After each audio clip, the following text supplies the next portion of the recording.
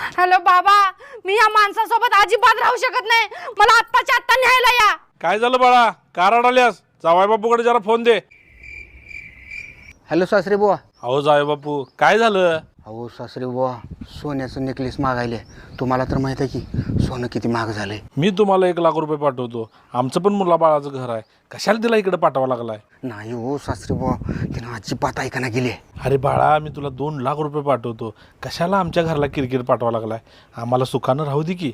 नाही हो सासरे बुवा, अजिबात होऊ शकत नाही. तुम्हाला 5,00,000 रुपये पाठवतो आणि पाहिजे तेवढं पाठवतो, पण तिला आमच्या घरला काय पाठवू नका. ठीक आहे, तुम्ही म्हणत असाल तर मी करतो. हा, ही झाली ना गोष्ट. आता माझं बोलणं करून द्या तिच्यासोबत. हा बाळा, फोन स्पीकरवर टाक.